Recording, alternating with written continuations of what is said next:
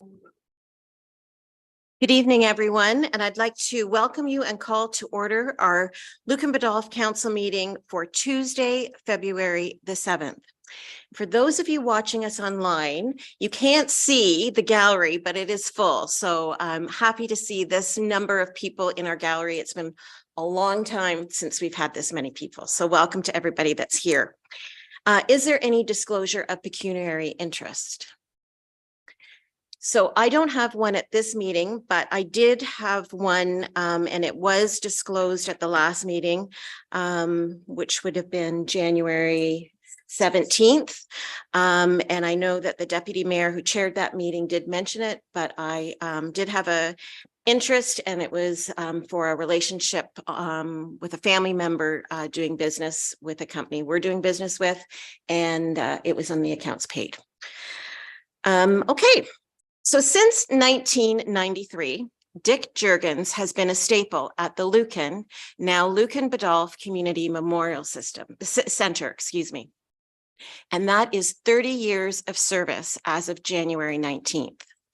I wouldn't even begin to be able to think of the number of hours that Dick has spent maintaining and operating the facility and community events, from community suppers, bingo nights, craft shows, to hockey tournaments. Dick has been there for them all. He has watched community members play minor sports and then move on to junior hockey, then into adult leagues, and then return with their children to start all over again. Baseball, hockey, soccer, volleyball, he's watched it all. The wealth of knowledge and technical skills that Dick has no doubt helped the facility with cost savings and operations over his 30 years on our team. His technical knowledge has been integral to hands-on training with employee development of new staff and summer students. And I can attest to this, having had boys work at the facility during their summer. They would come home and share with us Dick's stories and how he showed them how to work on certain equipment. So that's true. He is a wealth of knowledge. For the last 30 years, Dick has taken the lead in the opening and closing and the operations of the Lucan Pool. And this past summer, through Dick's hard work and his extensive knowledge of the pool, we were able to open it for the community despite the construction and the obstacles that were provided.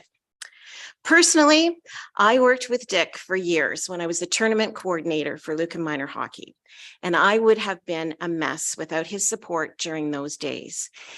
I'm sure there were times when he thought, here she comes again, but whatever I asked, he accommodated. And during the International Under-17 tournament, he was key to the success of that event. I cannot overstate how grateful I was on those days when I knew that Dick was working.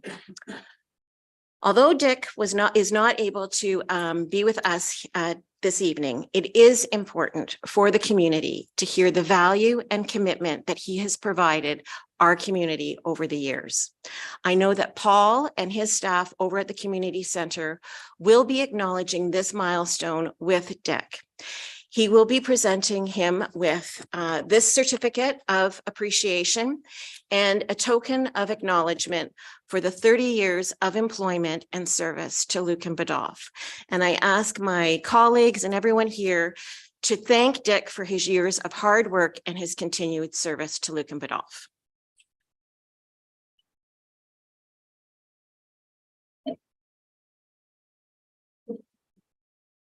So we do have to go into a public meeting tonight for the Court of Revision, and I do need a mover and a seconder that council adjourn its regular meeting in order to sit as the Court of Revision under the Drainage Act to consider the Atkinson Drain Branches B and J 2022, and that Mayor Kathy Burkhart-Jessen be appointed as chair.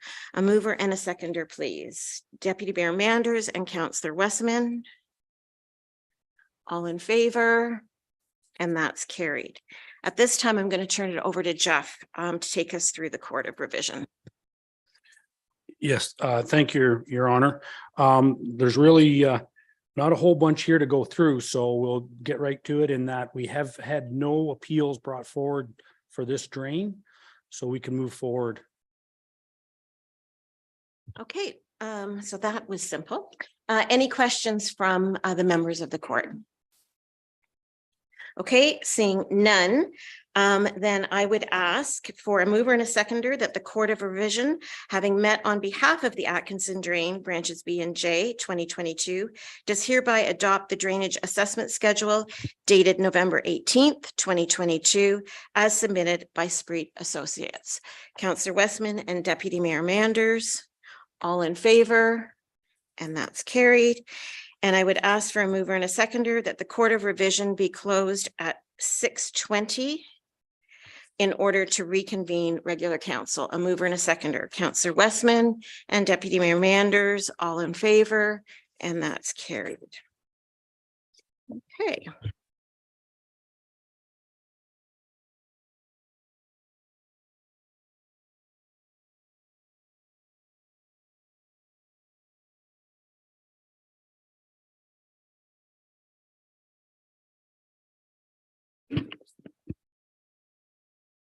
So at our first council meeting of the year, I announced the recipients of the 2023 Mayor's Honor Roll.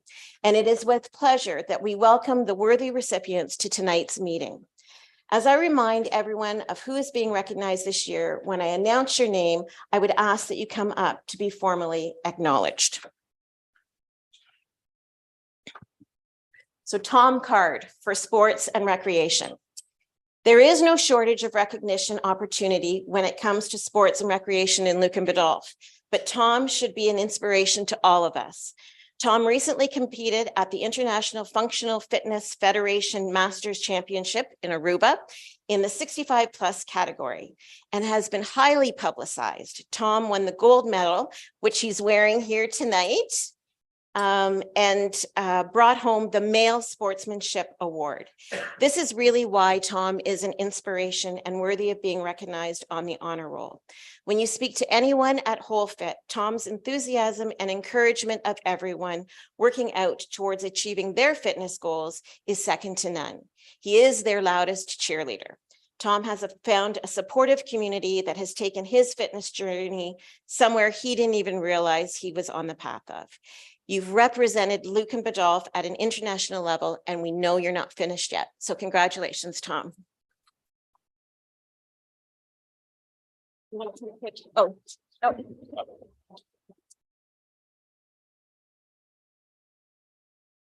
you want to say something? I just wanted to thank the council and for this award.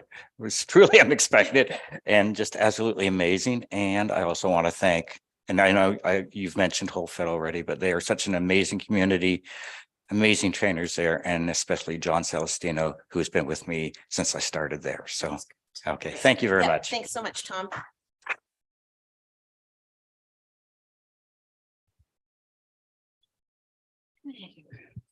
So Alice Doby. Alice is someone that many of us in Lucan Biddulph know. Alice has always quietly contributed to our community, never asking or expecting anything in return. You're gonna make me cry. St. Patrick's Church and School have benefited over the years from your generous spirit. And you think of others offering rides home for children. If you're on grandma duty, you look for people who need a ride. And in bad weather, you're always looking out for others. She makes up personalized Halloween bags for all the kids in your neighborhood. And recently, your generous spirit has extended to Ukrainian families who have found temporary homes in Lucan Biddulph. You've collected new clothing, toys, and books for these families. Alice quickly moved into motion and was able to secure a crib, bedding, and supplies for an area Ukrainian family with a pregnant mom. As her nominator shared, Alice makes Lucan Biddulph a more enjoyable community to live in and is a true gem of a woman. Alice has a strong sense of values, and she promotes the positive impact of good neighborly deeds and has contributed to that amazing small town vibe we all so love about Lucan. Congratulations, Alice.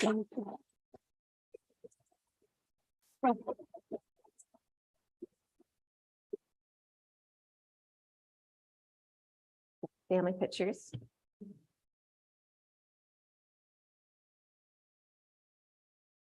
you want to say anything? First of all, I'd like to thank Stacy Woods for nominating me for this award. If anybody should be nominated, it should be the Woods. Stacy and Dave have done so much for Ukrainian family. I'm so glad I could help out. And I want to thank the St. Patrick's School community for all they did for me when I retired. And I hope we can do something special for you. Oh, is that an announcement? We did a big give and we raised over $3,000 for the Elsa Craig Food Bank. And that's my proudest moment. I want to thank my family for coming tonight. And for those who couldn't be here, I'm thinking of them too. Thank you so much, Mayor. Thanks, Alice.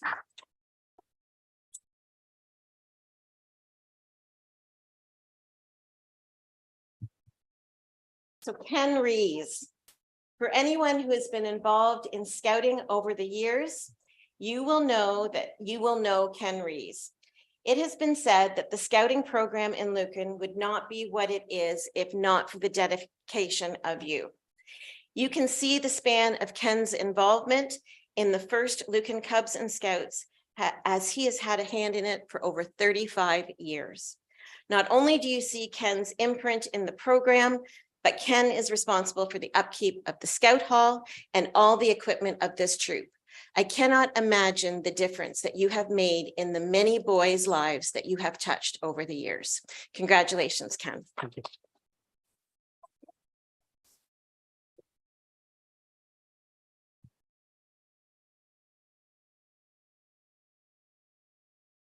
Did you want to say anything? Yeah. Oh. Yeah, this is a great honor. First off, I'm no speech maker in that, so you'll tell that when I get through. It's been a great honor. I got to thank Lucan Biddulph for allowing me 30 or 45 years ago when I moved to Lucan. I never thought this was a dream. I never thought it becoming a reality. But thanks again. And if you can make one difference to one more youth in our community, paid in full. Thanks. Thanks.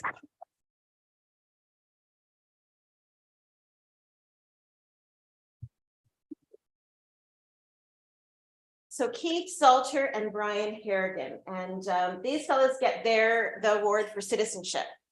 A number of years ago, an idea was pitched to our Parks and Recreation Department about having an outdoor skating rink in Granton.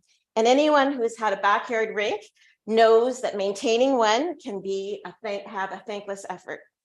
So all the work that was been put into the ice, getting just right, with the weather we experience, we can never be guaranteed that an outdoor rink will last. But the payoff comes when it's being used, no matter for how long it's being used. The Granton rink would not be the success it is without the commitment of Keith and Brian.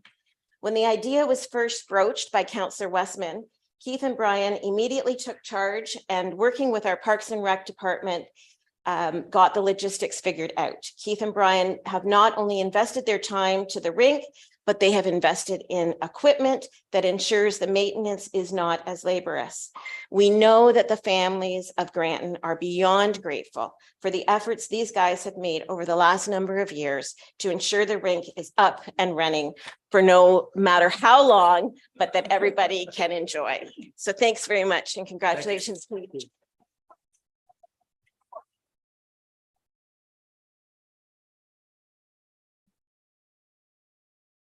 Ms. Wishin.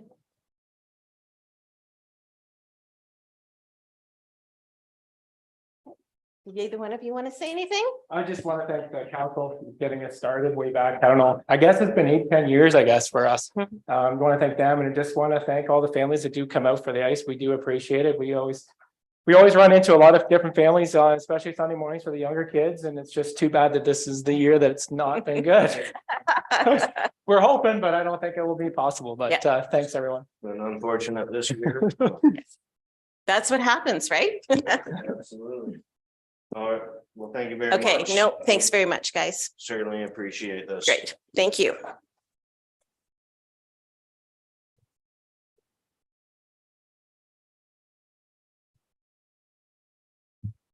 So there are not many places in Lucan Biddulph that you can't go without seeing the Optimist Club of Lucan, and the imprint that they've made in our community. Whenever we need volunteers for a community event, the Optimist can be counted on. The Optimist motto is friend of youth, bringing out the best in youth in our communities and in ourselves. We see that all over Lucan Biddulph. Most notably, we see the investment in Elm Street Park that the Optimist Club has made. The splash pad at the park is a direct result of Optimist Club donations. In recent years, not only dollars, but sweat equity has been put into improvements in the park. I know many family celebrations have been organized around the facilities at Elm Street Park.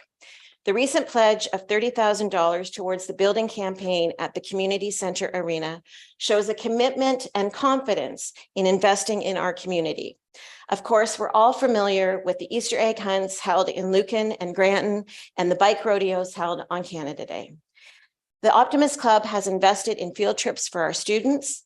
They've sponsored free skates for all to enjoy at the arena, and they quietly support those in our community that need an extra hand. The thrift store is managed by the club and solely staffed by volunteers. Who knows what treasure you might find? So when you're going out thrifting, make sure you hit up the Optimist thrift store. It allows them to provide so many of these initiatives for our community.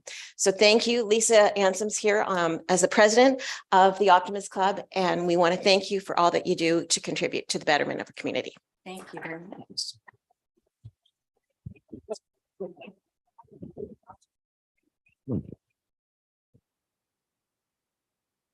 See anything? Just thank you so much for recognizing us. We are a small little club, really. The membership is small, but we're fairly mighty. But that is mainly due to the store and the ladies that run the store for us. So we are always accepting new members. So I'll just put that out there. But thank you so much for recognizing what we do. That's great. Thanks so much.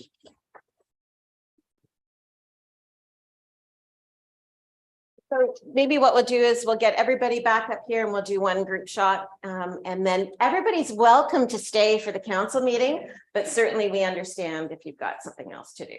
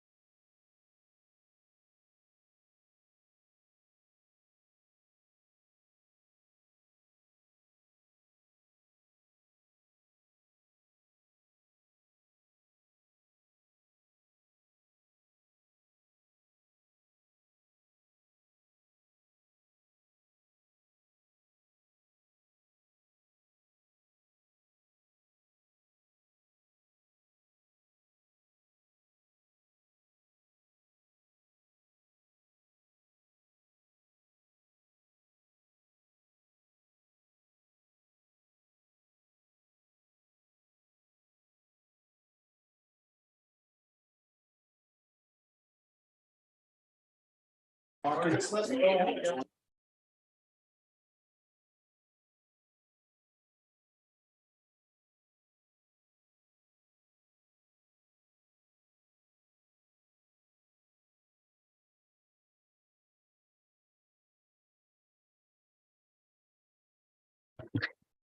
right, well, we'll get back to the business of the meeting, although that was fun. I enjoyed that. And I'm really pleased actually to be able to welcome representatives from AORS, the Association of Ontario Roads Supervisors. And they're going to be speaking to us about the trade show that is coming to Middlesex County and Strathroy in June. And at this time, I'd like to welcome, and I hope I pronounce your name correctly, John Mayhew and Jared Hugland. And they're representing AORS. So at this time, welcome, gentlemen, and I'm going to turn it over to you. I'm doing that right. Thank you, Your Honor and Council. I believe there is a PowerPoint presentation. I don't know if it's queued up to go.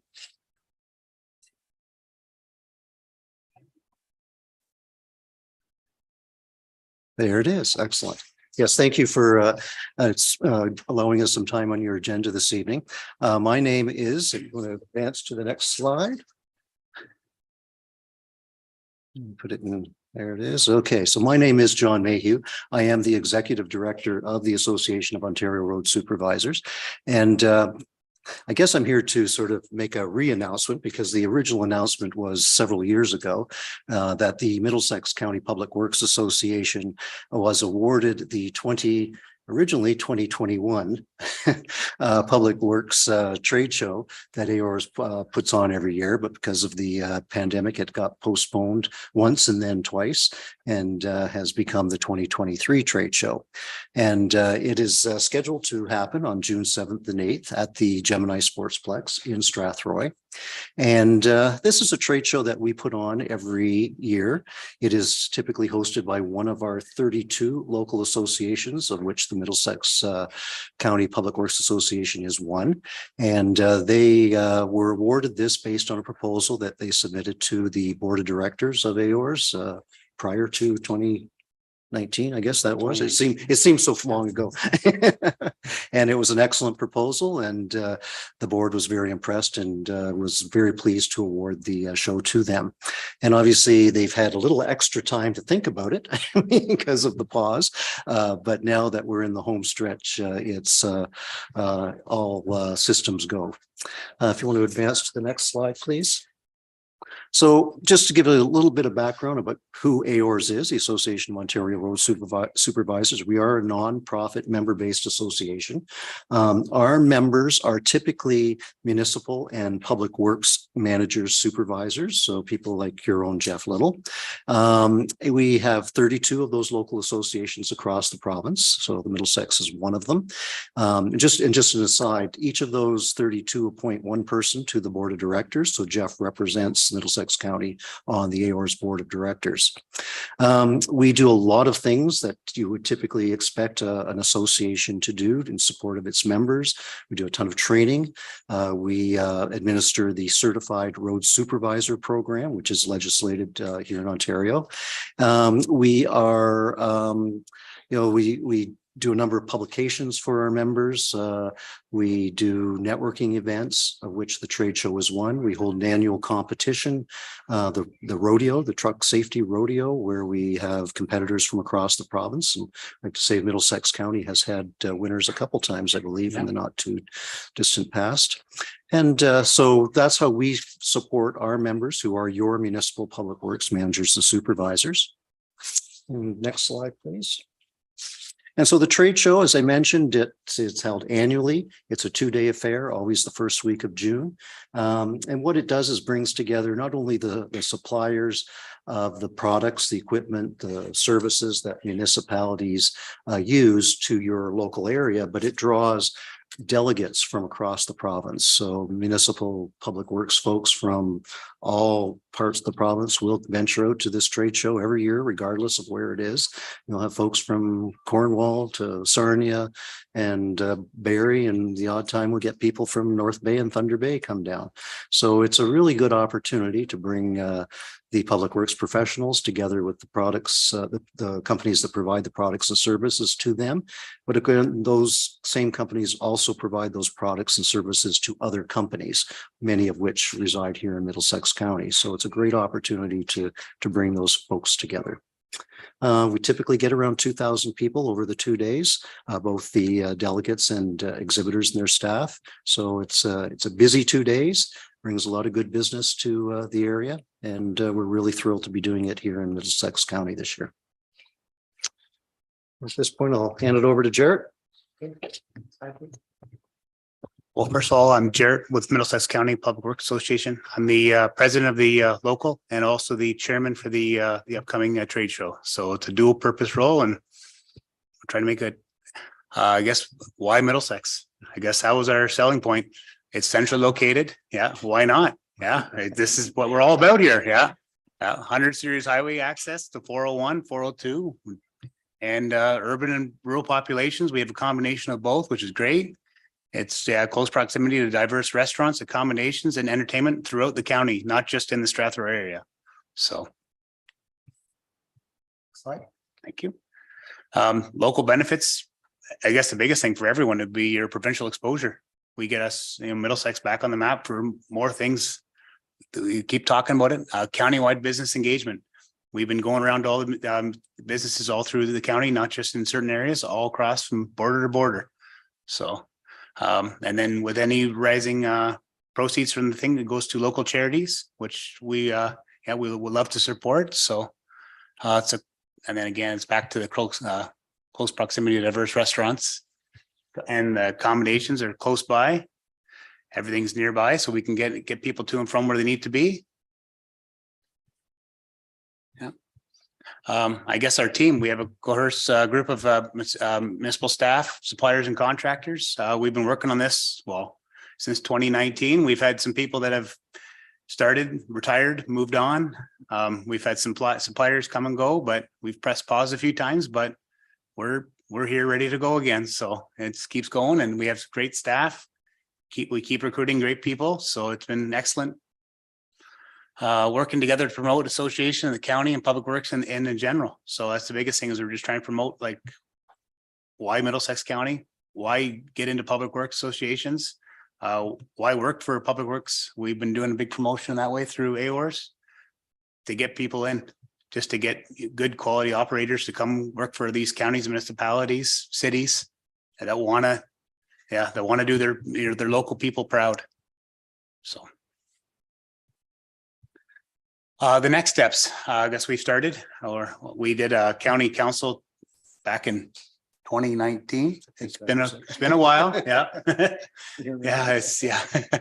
And then we're back now with after the past elections, we're back into promoting back to the local municipalities and going around. So we'd like to say thank you for inviting us. So we'd like to promote the trade show regularly throughout our communities. So pretty much everywhere we talk, we always try to slide in the trade show comment everywhere we are. So that's the biggest thing. And then a lot of it just building on previous shows. It's a great group of people.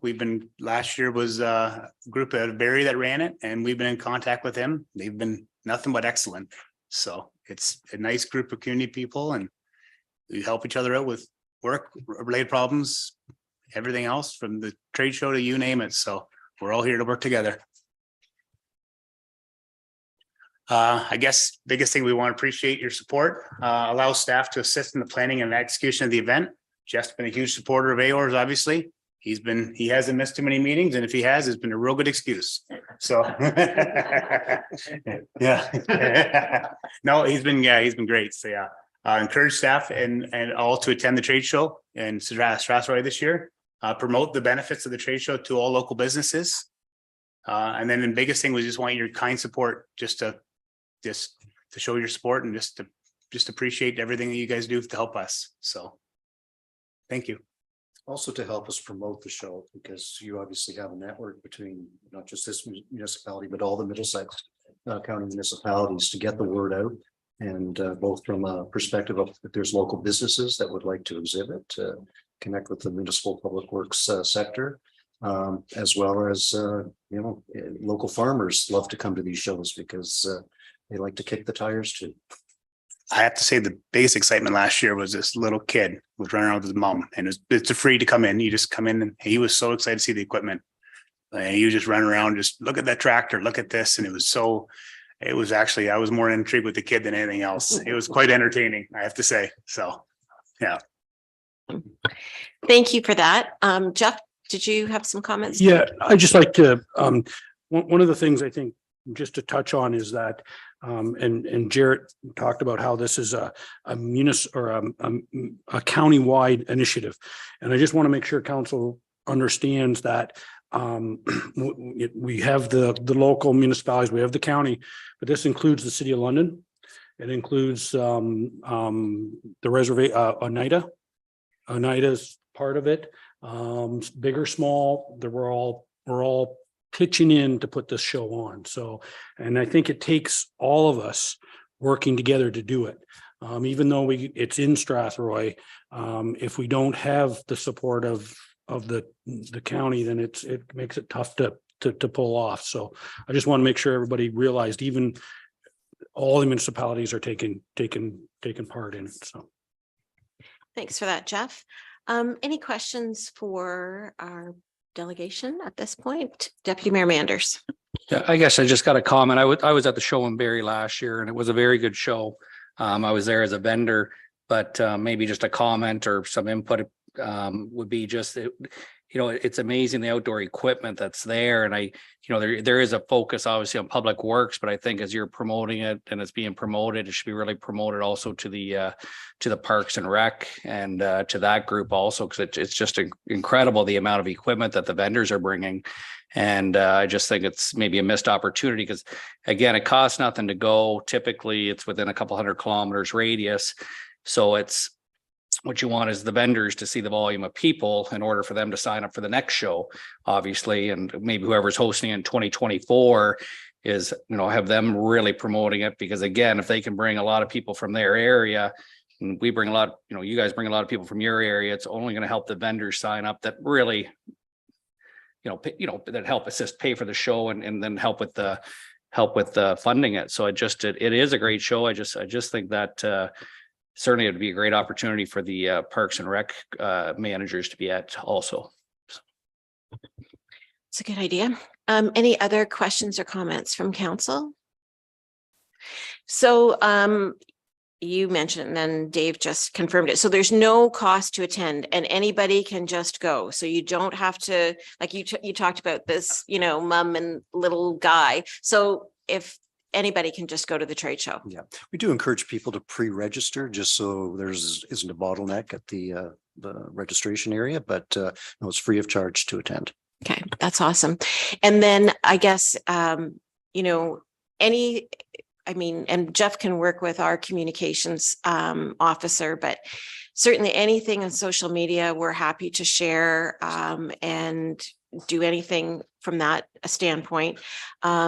Because I think that is interesting to me that, you're trying to a broader audience than just your municipal staff. So it would be great to, because, as you say, farmers like to see big equipment, they like to see what's out there. But also when I think of some of our small businesses that we've got here that would be interested in that. So anything that we can do, I'll make sure that Jeff works with our communications officer on that. So yeah. Appreciate it.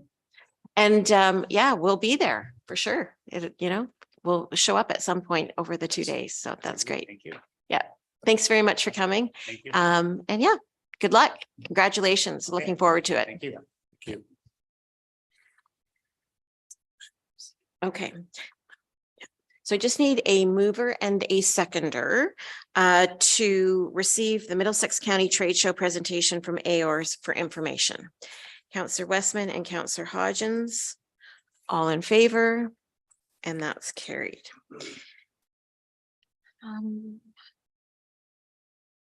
So we've got 3 sets of minutes in front of us.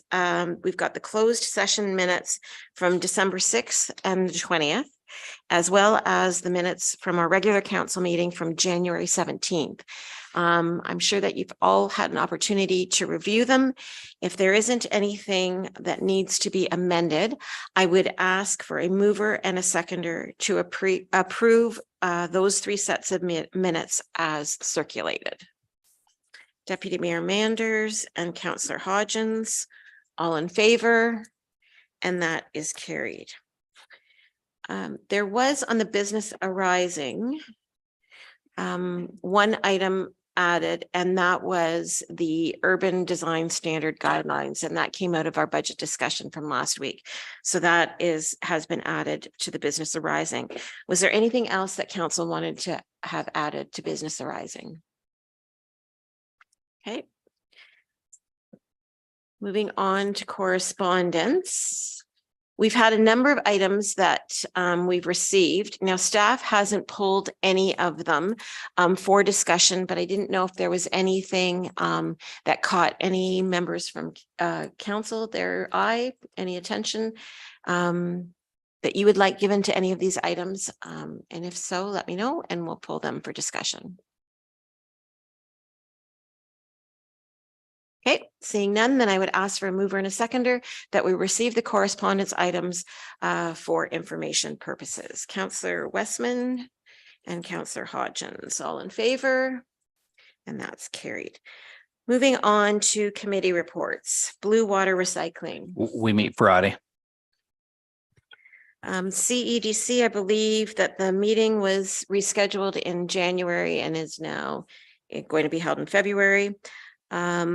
Lake Huron, yeah, I guess since our last meeting, we did meet for the first time, and really it was a very short meeting, and we elected a chair and vice chair, and looking for more meat in that meeting, in our March meeting, as this was more of a governance overview of what Lake Huron's responsible for. Nothing from the fire boards. ABCA and Upper Thames, we haven't received anything from our new representatives. Parks and Recreation, I think, has an upcoming meeting.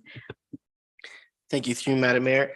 We have a training session with committee members on February 15th. And then the first meeting of PRAC is to be held February 23rd and trails on March 23rd. Okay, great. Thanks very much, Paul. Moving on to staff reports. Ron. Thank you, Madam Mayor. The first report before council tonight is the group benefits eligibility report CAO-01-2023. It's in regards to the eligibility for group benefits under our current group benefit plan that lies with Select Path Group Benefits. In the brochure, it currently says 37.5 hours per week has to be the minimum. That's the minimum number of hours for continuous full-time in order to receive group benefits. As a result of COVID and the fact that we've sort of moved into a bit of a flexible work schedule, we've adjusted some time schedules in the office, and we now find ourselves in a position where we need to change that because there is one position that's not meeting that requirement. So we need to lower that threshold. 35 hours a week is what they currently are. And it's important to note that part-time employees are not affected by this. They are currently not eligible for group benefits, and nor will they be under any change that council decides to make. I think the crux of the discussion or the decision for council is to what do they want the minimum number of hours to be in order for a continuous full-time employee to receive group benefits. So I do say in there that there's no negative financial impacts to budget, because at this point, if we go to 35 hours or even if we go to 30 hours at this point in time, it won't change anything. Obviously, it depends on what number council decides in the future and what happens with future employment trends. You know, we are looking at possibly instituting a flexible work schedule, what that looks like, how many hours a week per position. So it like I said, I believe the issue before council, or that needs to be, or staff needs direction from council, is what is the minimum number of hours that council feels is appropriate in order to be eligible for group benefits? Thank you, Ron. Discussion on this report. Any comments from council? Councillor Westman.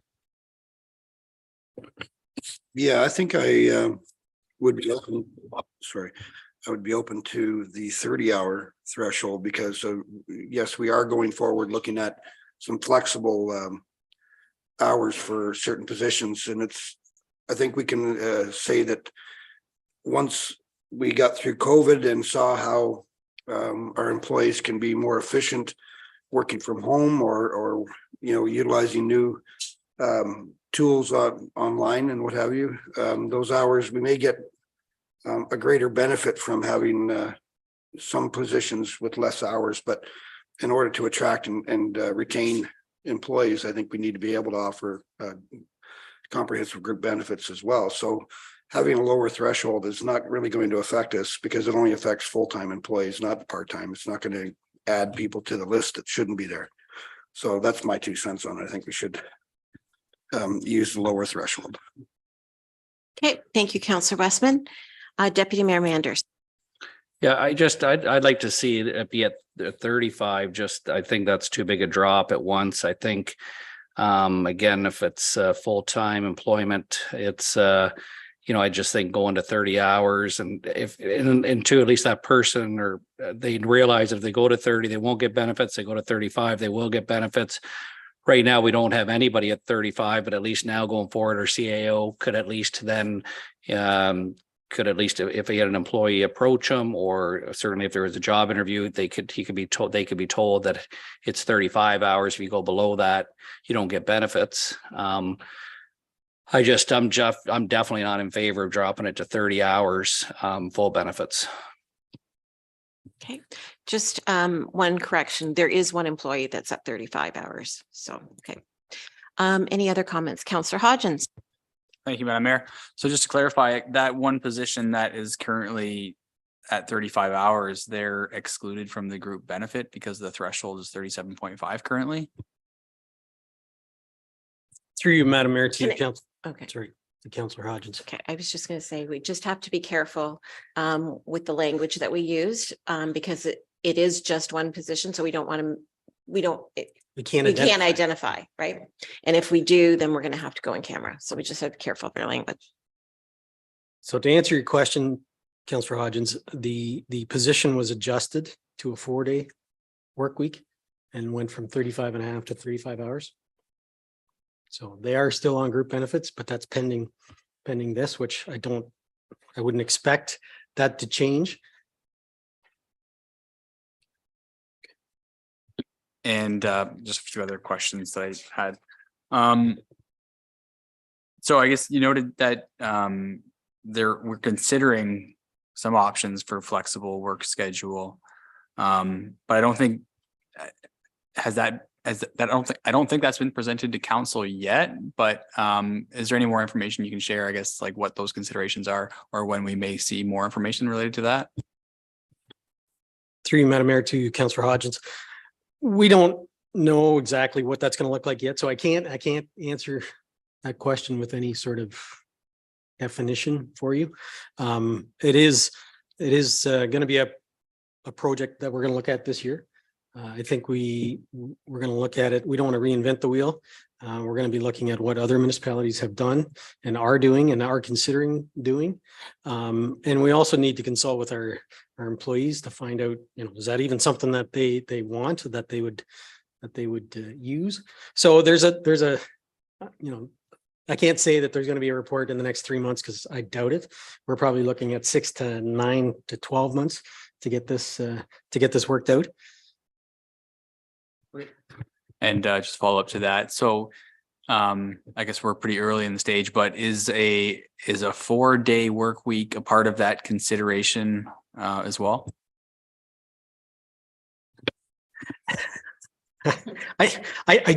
I'll give you my personal opinion. My personal opinion, I hate a 4-day work week. It just gives off a bad vibe.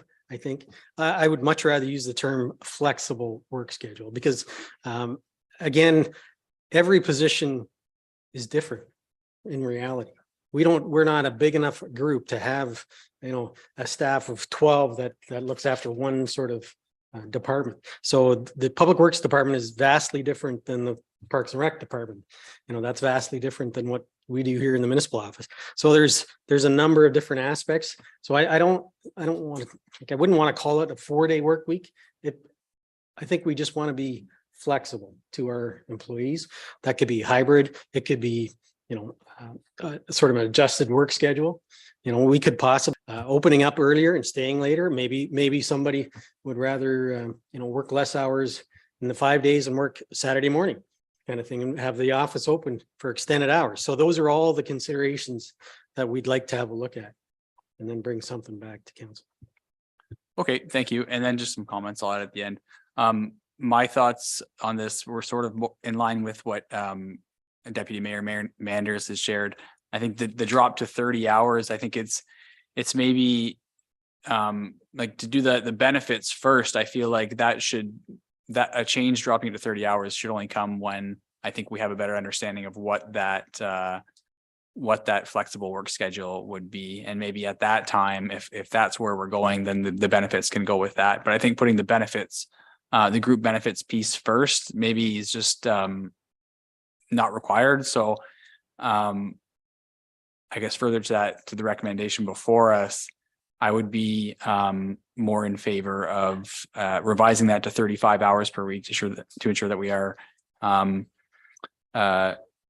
getting all of our current staff within that group benefits plan.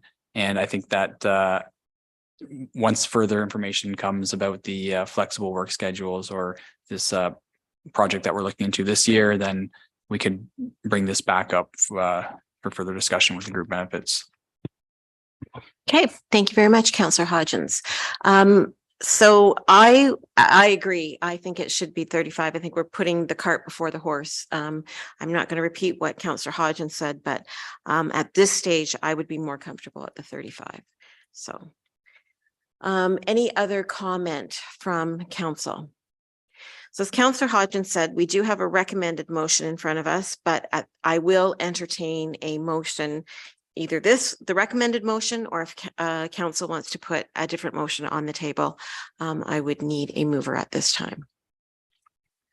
Councillor Hodgins. So I would move a motion to amend the current motion from 30 hours per week to 35 hours per week. Okay. Yep. Just a point of clarification. So it wouldn't be an amendment. You would just put the motion on the floor instead of 30 hours as it says on the agenda, just 35.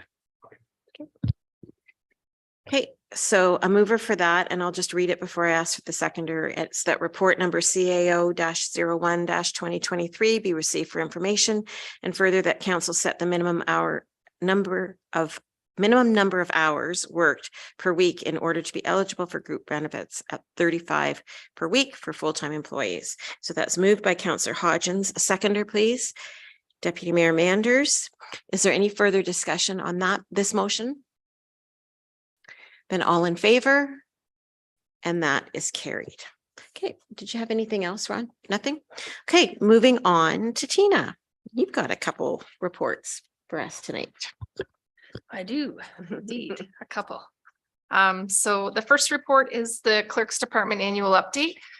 You've seen these in past. It just provides council with a little information on what happened in the Clerk's Department this year and the number of files, policies and records management. So we did continue to work through digitizing our records. We did have a contract position this year that was very successful. It was originally planned for 6 and we extended it to 8, and happy to say a lot of our files, the majority, were digitized in the office. So thank you to that contract position that helped fulfill that. It was a great help to staff for sure. We continue to file records in that as we go with Laserfiche, and hopefully move forward with expanding that a bit in the future. The planning department there's just kind of gives you a summary of the planning files that happened in 2022. Planning staff will be providing more of a planning update shortly regarding a little bit more in depth regarding those numbers, but as you can see, we were quite busy in 2022. Things were steady, and we do expect maybe to be a little bit of a decrease this year, but time will tell. Again, with licensing and vital statistics, there was a steady increase there. Lottery licenses, there was one less, but I think you'll see that an increase in that this year with now that the pandemic is over and things are happening more normally. And then parking enforcement, you'll see there that the tickets were down in 2022.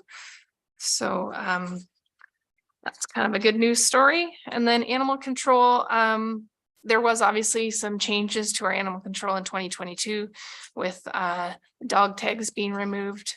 And we also did change animal care providers, and we did not have any animals that were claimed last year. So we do pay per use with animal control. So if there was nil on there, then our expenses were nil. So, and then policy development, we continue to work at that. There was quite a number of updates done in 2022, and it is an ongoing task. And this year our focus is going to be finance and public works policies and bringing those up to date.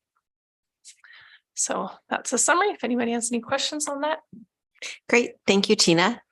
Looks like we were like Lucan was in love. We had 44 marriage licenses last year. Like lots of love in Lucan, that's for sure. Any questions on the clerk's department annual summary or any comment? Councillor Hodgins. Thank you, Madam Mayor, and thank you, Tina, for the report. It's great to see the statistics and all the information there. I wanted to ask a question about the unpaid parking tickets in section 4, and just, I guess, how do these get resolved, or do they eventually, like we have some going back to 2018?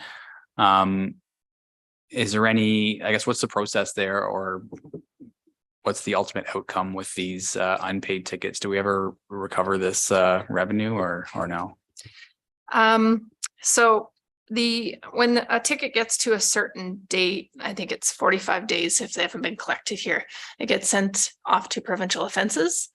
And when they collect, we get a portion of that, but provincial offenses is the authority that collects the actual fine at that point. The fine does increase as it moves to that process, but we retain, and correct me if I'm wrong, Jeff or Julie, a portion, but when it goes to provincial offenses, it's collected on their end, and then a portion comes back to us. Okay, thanks. But like, there's a chance that it will never be collected for some of these as well. They go to renew their license. Yeah, it would go against their license, right? I don't know if we get. Do we get updates on that once they're collected on that end, Julie? No. They do report less. Right. Sorry, Julie. Julie actually, she processes the parking ticket, so she is a little bit more familiar. I have done it in past, but it's been a few years, so she does it more regularly now. So she is familiar with the process a little bit more, which is why I'm referring to her. Yeah, so sorry. They do let us know when they've collected the funds, but I don't track how many are still outstanding. But it will go against their license, and they get when the sticker renewal comes up, that's usually when they collect the funds. Anything else? Any further follow-up, Jaden? Yeah, just one other question, if I may, related to the policy development section there at the end. My question is, do revised or updated policies come back to council for review and final approval and adoption? Or is there I don't think we have a policy committee. So do we see those policies come back to council? You do, correct. When it says there that a total of 9 policies, all of those policies were brought before council and approved at council. Okay, thank you. Any other comment from council on Tina's report? Okay, that was a great report, Tina. Thank you very much. And I'd ask for a mover and seconder that report number CL-02-2023 be received for information. A mover and a seconder. Councillor Hodgins and Councillor Westman. All in favor? And that's carried. You want to do your next report, Tina? Thank you, Madam Mayor. So this report, we had mentioned previously that we were going to be bringing something forward regarding this aspect, but in November and December, we had advertised for fence viewer positions. This is a requirement, a municipal act requirement where municipalities have to have fence viewers appointed. Recently, the number of fence viewers was increased to 3. And we have in past had someone appointed as a fence viewer, but this year had decided to retire. So we did put it out there. And while we received some inquiries regarding this position, we didn't receive any applications. And at that point, I did reach out to our neighboring municipalities to see what their experience has been with this. And the similar thing is happening across the county. This is a difficult position to be able to hire for. So one of our neighboring municipalities, which was Middlesex Center, they had actually done a little bit of research, and municipalities can exempt themselves from the Line Fences Act by passing a division fence cost sharing bylaw. So they were kind enough to share that bylaw, and there are actually some other municipalities that are looking into this as well. It's just in Lucan Biddulph, we've actually never had someone in Ron's experience request a fence viewer through the municipality. So it's not something that we've seen or come across. Most often our questions are related to residential properties when it comes to fences. And where the Line Fence Act is to do with boundary fences, it's important to note that it doesn't touch on privacy fences, nor does it touch on determining where a boundary is. That is the responsibility of the property owner. And if there is a dispute or they can't come to agreement on that, we always suggest that they, 1, get a survey completed, and 2, seek legal advice if they're not able to come to a resolution between the 2 of them.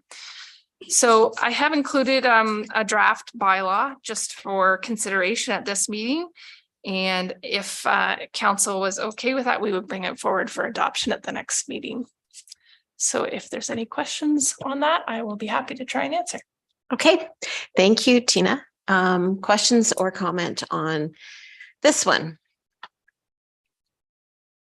Councillor Hodgins. Thank you, Madam Mayor.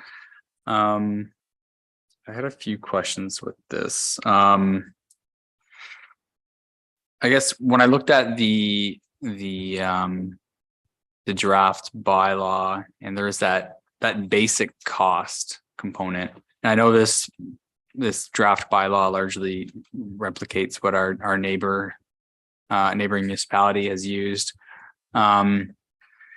Do we have an idea of what the basic cost is? Like whether it's like a lineal meter cost or any idea of that? So the basic cost is to be based upon a chain link fence, the minimum type of boundary fence that would come into play, I believe, is what the Line Fences Act states. And Ron can correct me. Sorry, I just want to clarify. Your question is, do we know how much a foot this 40 or whatever height, 1.2 meter high chain link fence is? Like, yeah, like $30 a foot, approximately what the cost we don't, is. and the reason is, once the bylaw is in place, it's a 1.2 meter chain link fence. So it might be $20 this year, it might be $30 5 years from now. But I don't know exactly what per lineal meter of fence would cost. Okay. I guess I'm just thinking of how this would potentially unfold. And although we've had no cases in the past, doesn't mean we're not going to have some now that we have this bylaw that maybe this is a more streamlined process. And I guess a thought or a concern that I'm having related to this bylaw is if there's like a conflict between neighbors, and this could be used as like a simple process that, you know, one neighbor could kind of impose this like fee to have a fence installed. And it's just that's why I'm wondering what the cost is like per meter, just to get an order of magnitude of what that could be across a large rural property. So with that in mind, I guess, but like before bringing the bylaw forward for adoption, I'm wondering, I guess question to staff, should we have any, do you think we should have any public consultation with this, or at least have it available for the public to provide any comments or concerns, if there is any? Right. If I may, Madam Mayor, a comment. Yeah, I share your concern that, you know, by doing this, are we kind of peeling the lid off Pandora's box here by alerting it and shining a light on this kind of thing. But at the end of the day, I think what has happened with the Line Fences Act is because we did get phone calls about this, and typically it was exactly as you mentioned, a neighbor versus neighbor type of issue. And once we brought them in and explained to them that, okay, at the end of this process, you're both going to have to pay for a fence, plus you're going to have to pay for all these people to adjudicate your issue. So you're going to pay extra. And like I said, in my almost 32 years, never has it gone to that stage, because people have been reasonable and understood that and figured it out on their own. So we're hoping that this chain link fence, most of the fences we get now are board fences, and this will not pay for a board fence. So if one neighbor A wants a board fence for privacy purposes, because they don't like the neighbor, they don't want to see the neighbor, this is not going to help them. This is not going to help them. Okay, this only covers a chain link fence. So how often would this get used based on our previous experience? Not that often, not that often. But to your point, it could, and that's what I think we have to go. So do we ask for public input? I don't know. Based on previous 31.5 years, I would say no, it's not worth the time for that, because nobody uses it. But again, that's a council decision to be made. So if council collectively wants us to have a public input, or you might just post it on the website and ask for comments. Nobody submits any comments, then that might be good enough input for you to say, okay, this isn't a big enough issue, we'll proceed forward. But if you're asking me, my personal opinion is it's not worth having a public meeting. Okay, thanks for those comments. That's it's been good discussion. I guess in our consultation or working with Middlesex Center, I'm not sure how long they've had theirs in effect, but do we have a sense of whether it has been used yet, or and how that's gone? Ernie, welcome. Exactly. So yeah, again, the luck of the Irish, like Arnie just happens to be in the room. So if you don't mind, Arnie being able to help us with some of these questions, that would be great.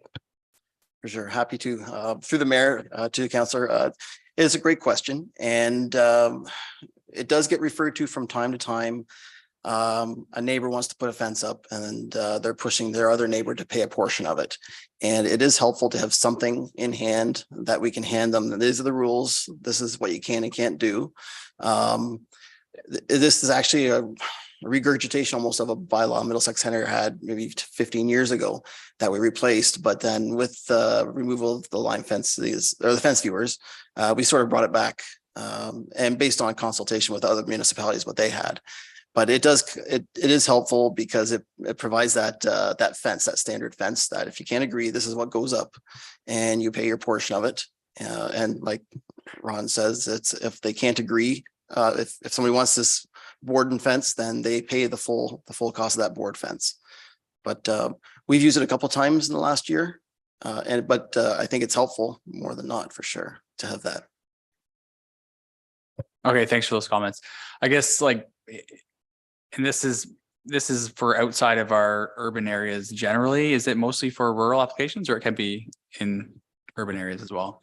Through Madam Mayor, this covers all properties. I don't think it makes a difference. Correct me if I'm wrong, Tina. Agricultural, residential, doesn't matter.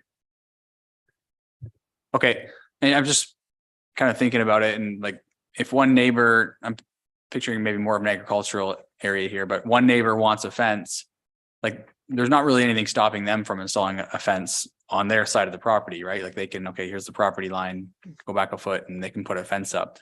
I guess the concern is just that, you know, this is it fair that the second, the abutting property owner should have to pay for half of that fence?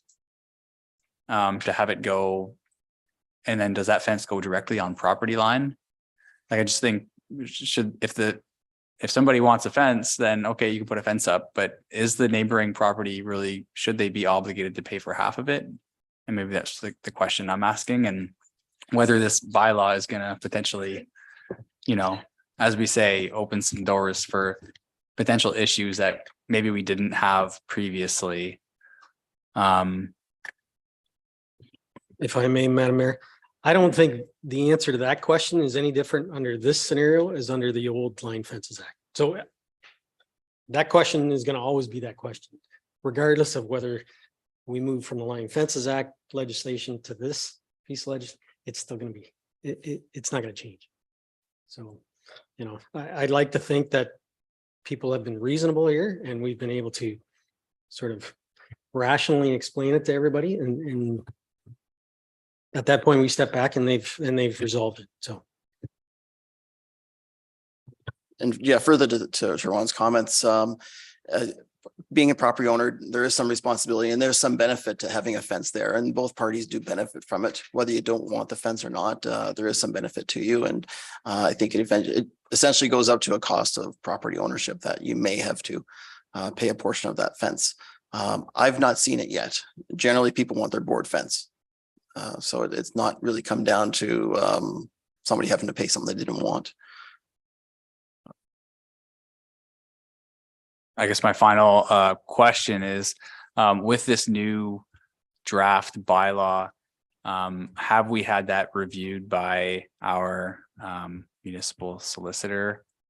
And if not, is that something that we could look at having done prior to it coming to council for adoption? Thank you. so through the mayor to Councillor Hodgins, I don't believe we haven't had our solicitor, but this is based on Middlesex Center's bylaw, so we can find out and determine whether it had been vetted by their solicitor, if that would be acceptable. And I don't want to we don't want to pay money if it's already been vetted by a fellow municipal solicitor. I don't think, unless council feels otherwise. Well, I'm not moving a motion necessarily, but just a thought for staff's consideration. Thank you. Any other question or comments? Deputy Mayor Manders. If I'm thinking of this correctly, I do really like this bylaw, because if we had a fence viewer, they would just basically be handing the people this, correct? It's more or less. I mean, because I always thought that, you know, that was the case. If somebody wanted a wooden fence and it was $20 a foot and a chain link was $10 a foot, then again, they would just pay the difference, and the other neighbor would be asked, the other neighbor doesn't want to pay it. Then obviously the neighbor that's putting up the fence, that's driving this, would either have to take them to court or just be mad at them. Basically, those are the options. That was always my understanding. I just, that's how I simplified. I think this is, if we didn't, basically, I thought this was the process. If we had a fence viewer. Arnie? Yeah, through the mayor, they certainly would take a similar approach. They see both properties as benefiting from the fence and splitting that cost. So this really is pretty much doing the same decision making that a fence viewer would do. And you keep, but the person that's maybe opposed to it, they do have the choice of paying the minimum amount of a chain link portion cost split with the neighbor, and the neighbor wants to put up a more expensive fence, and so be it. if they want to put up a more expensive fence, then the other neighbor doesn't contribute at all. Doesn't have to contribute at all even. So, right. So then they don't see, and I was even wrong on that because I always thought they'd have to contribute the bare minimum of that. So that's even better news for a person that maybe doesn't want to put up a fence. But if a person wants to put up a fence, bare minimum chain link, then they are obligated to pay for half. That's right. And that's if we had a fence viewer, that's what would they be obligated to do. And then from there, then back to my point, then this just really simplifies things and staff's never had to spend time on it. And then we can assure staff never has to time on it because we refer to this. And I do, yeah. So now is what I do like this a lot because it's just, again, it's just simplifies it. Any other comments? I guess I am in favor of the bylaw. Because I think what's the alternative? We've advertised for the position and it's clear that the desire to have that position seems not to be as attractive as it might have been, a number of years ago. I think it streamlines the process. I like the idea of, as Arnie said, being able to hand them something and it spells it out. So I'm in favor of this and would be happy to entertain the recommended motion in front of us with a mover and a seconder, or if there's another motion, if council's interested in placing it on the website for public comment for 30 days and then going from there, we could certainly do that if that's of interest to council. But I will look to council to put a motion on the table then. I'll make the motion if someone wants to second it as presented to draft the bylaw. So as the recommended motion. As the recommended motion. The recommended motion, I'll just read that one. So it's that report number CL-03-2023, redivision fence cost sharing bylaw be received, and that staff be directed to bring forward a division fence cost sharing bylaw as attached as a draft to this report. So it's been moved by Deputy Mayor Manders, seconded by Councillor Westman. Is there any further discussion on this? All in favor? And that's carried. Okay, did you have anything else, Tina? I do not. Just thank you to Arnie and Ron for providing your input there. Appreciate it. Okay, that's great. Thanks. And with that, Arnie, welcome tonight. It's great to see you. And I'll turn it over to you to deliver us our fourth quarter report for 2022. Thank you, Madam Mayor and Council. Good evening. Thanks for having me tonight. I am pleased to present the fourth quarter and year-end building report for Lucan Biddulph. Essentially, last year was another very good year. It's sort of a broken record. I was here just a month or two ago with a third quarter report and just saying more of the same, that it's been a very good year for Lucan Biddulph. There has been a downturn in the economy. The second half of this year has been very slow for many municipalities. Middlesex Centre especially was hit hard because of our high residential building permit applications we typically get percentage wise. The number of singles and individual dwelling units is a bit down this year for Lucan Biddulph. We're down to 46 new homes, compared to previous years where we've had, maybe up to 70, average maybe 70 per year, but this year has been great. We've had 3 new apartment buildings in Lucan Biddulph. So those 3 apartment buildings are a great example again of the density range that we have here. High density is great to see. And, this year coming up, it's hard to say what we're going to see. We have some subdivisions ready to go, it seems, kind of waiting on the economy, and it'll take a little time to see how the building community adapts to that. So I have a few tables in my report here. As you know, Middlesex Centre provides building inspection services for 5 municipalities. So table 1 is a summary of those, the activity in the other municipalities. If you want to sort of compare to see what your building division is up to and how Lucan Biddulph compares to the others. This year, 63 million in construction value. That's the highest Lucan Biddulph seen since we've been doing inspections for you, so I suspect ever. So it's been a great year. And overall permits across our service areas, we issued 1,146 building permits, totaling about 300 million in construction value. a bit down from last year, but primarily Middlesex Center has been the victim of that. Table 2 is just an annual comparison of building permit activity in Lucan Biddulph, and just show the number of permits and the construction value. Again, this year is 63 million. We've a couple significant developments, the apartment buildings, the commercial plaza up the street. So it's been a very good year.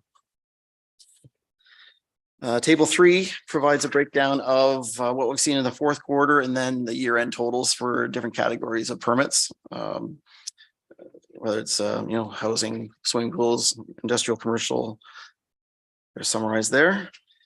And table 4 is sort of a breakdown of where the development occurs, the residential development is occurring in our communities. We have a summary of new homes in Lucan versus Grant and Clandeboye in the rural areas. So again, definitely the focus is in the village here.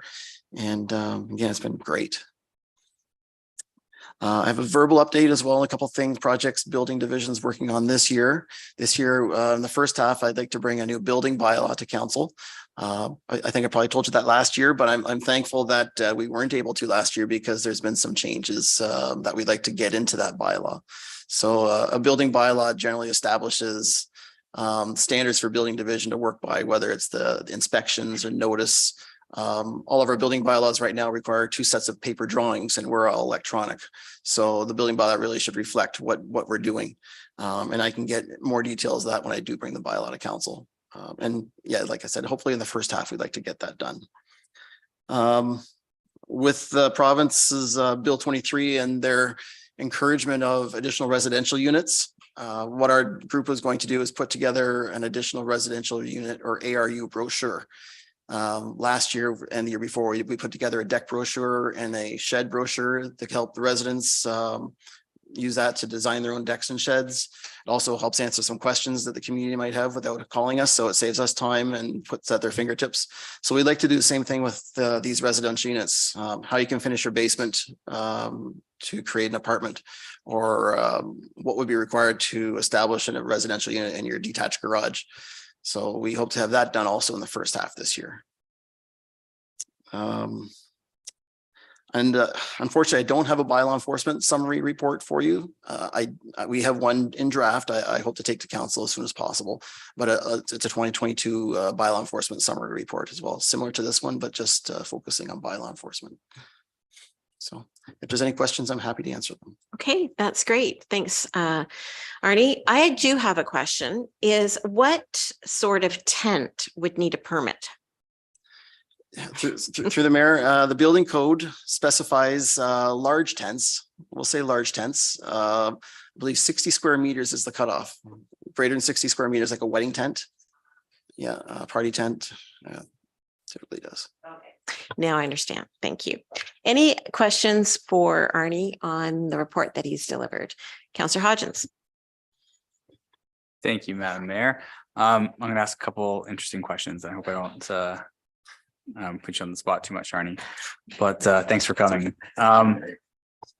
With respect to the ARUs, in general, is a separate entrance required for those, or could there be like a shared, I guess, space for the building code?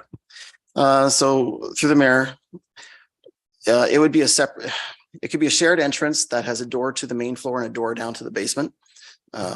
It does need an entrance from the outside, almost like an apartment building. You walk in a door, you can either go to the left and then down the stairs, or you can go straight ahead through another door.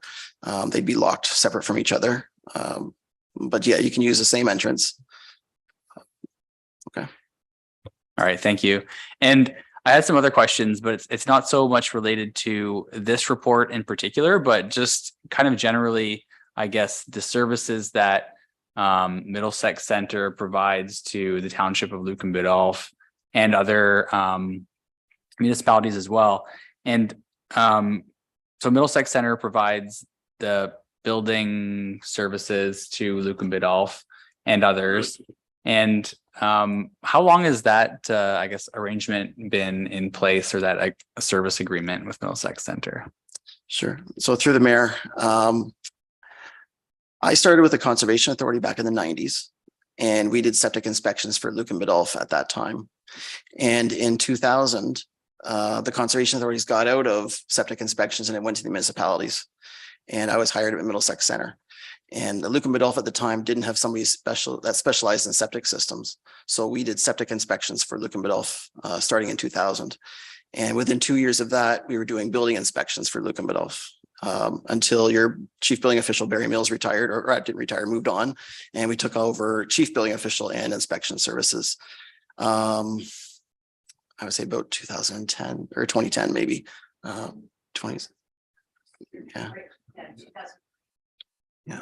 So it's been quite some time. We've been partners since 2000 in one way or another, and then doing building inspections since about 2001, 2002. Okay, thanks for the history. It's really interesting. Yeah, just I guess seeing that like it's kind of like a shared service like throughout the lower tier municipalities within Middlesex County. But like, is there any thought, like I know the county also provides like they provide us planning services. Like, is there any thought of like that ever being like an uploaded to the county and like the county provides building services county-wide? Because it's like we're almost hitting most of the lower tier municipalities, but just not quite all of them. Like, is any of that in consideration or in the books? Yeah, through the mayor. Before my time as chief building official, our previous chief building official did go to county council with the CBO from Strathroy, Caradoc, and Thames Center, and there wasn't a very warm response to the idea. And I think it's nice having.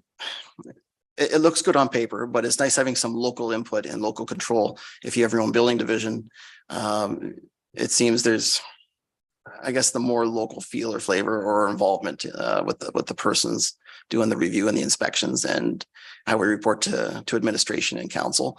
There is a lot of sense to it. A couple of years ago, North Middlesex, Southwest Middlesex, Adelaide, Metcalfe, and I think Newbury as well, were all without a building department or a chief building official. I think that time's kind of passed now, but I would never say never. Because whether it doesn't go to the county, whether there's a larger group, it's entirely possible because building inspectors today are a hard breed to find. So if you can find efficiencies where you can, it's definitely something to explore.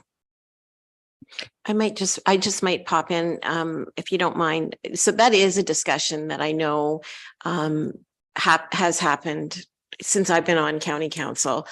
Offline, there's never been anything formal that has been at the governance table, but certainly offline, it's discussions that you have with your colleagues. And I would echo what Arnie said. As much as we all want to find efficiencies, it's making that step to having it at the county, I think, holds everybody back because they like that local feel, the feel that it is a local service. But I mean, who's to say that if it's not offered at the county, as you say, does it become a group that manages it for more municipalities? But it is an ongoing discussion. There's no question. Okay, and if I may continue with a couple more questions about the service agreement. I guess is that a multi-year, like a contract that Lucan Biddulph has with Middlesex Center, or is that renewed on an annual basis?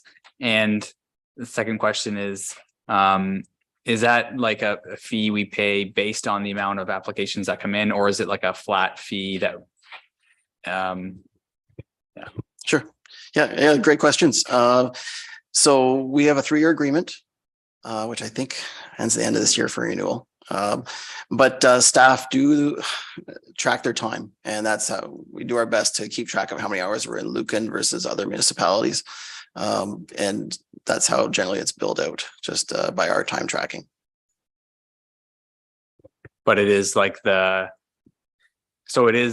paying for the time spent, not like a fixed fee like that we pay regardless if there's a lot of applications or a bit. Yeah, just the time spent. Yeah, and if we hit a slowdown where there's no building permits this year, we might have to have a good conversation about what we're going to do if Middlesex Center has 4 building inspectors that have nothing to do. Then we might have to knock on your door and have a good conversation about that, but I don't think that's going to happen. Okay, and probably getting towards the end of my questions, but the so the fees that we collect through building permit applications, does that all come to the township, or does some of that go to the Middlesex Center? Yeah, through the mayor, it's all paid here at the local office, and any excess revenue should go to a building department, a reserve fund, to take care of those years where you can't pay the bills, where it's a slow activity, but we still have to charge out some of our time. So there is a reserve fund with the extra revenue that's brought in. Okay, thank you very much for all the good answers.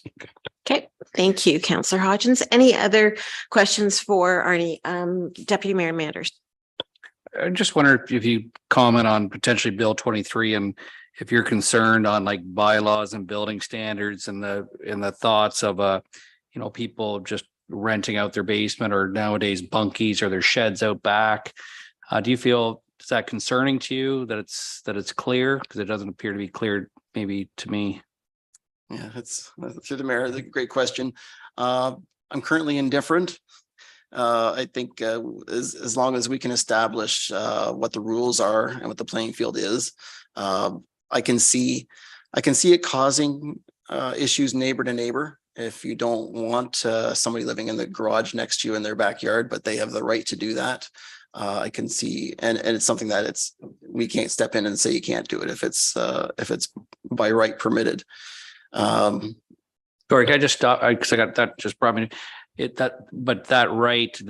That's my standards question. Does it need to be? Would it need to be registered or inspected, or there need to be a standard passed in order for that person to be there? Yes. Yeah.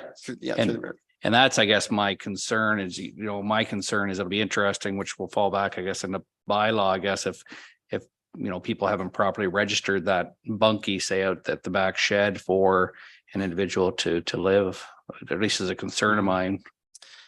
Yeah. And through the mayor, I'm not overly concerned of people suddenly appearing in sheds and backyards. I think as long as we get the education awareness out there, we get a brochure, and people get building permits to establish these residential units. I think that's the priority. I'm cautiously optimistic, although I do see some conflict between neighbors and neighbors if they don't want people in their backyards next door. I was just curious. One thing that we passed in public, talked about in public, usually we don't bring up names, but there was a Thomas, one that just came forward with a mobile home on his property on Corsi with the septic system with his mobile home. I just thought that always caught me as this bill is arriving. If this bill would have already been done and passed, would we not have had put that time restraint on that application? Through the mayor. So Bill 23 is for serviced areas. So you need to be on municipal sewer and water. Yeah. So that would, I think they still go through that process. Planning probably can answer that better, but I think that's I actually didn't realize that. So that's not for anyone on septic or they have to have septic, they have to have sewer and water, municipal? Correct. Both. Yes. Okay. No, you answered that. Thank you. Any other questions or comments for Arnie? Okay, thank you very much for coming. It's always great to see you. And certainly, who knows what 2023 will bring, but cautiously optimistic that we'll still see growth and some building. Indeed. Thanks. Thank you. If I can get a mover and a seconder so that report number VLD-01-2023 be received for information. A mover and a seconder, please. Deputy Mayor Manders and Councillor Hodgins, all in favor? And that's carried. Thanks so much, Arnie. Okay, on to finance. Catherine.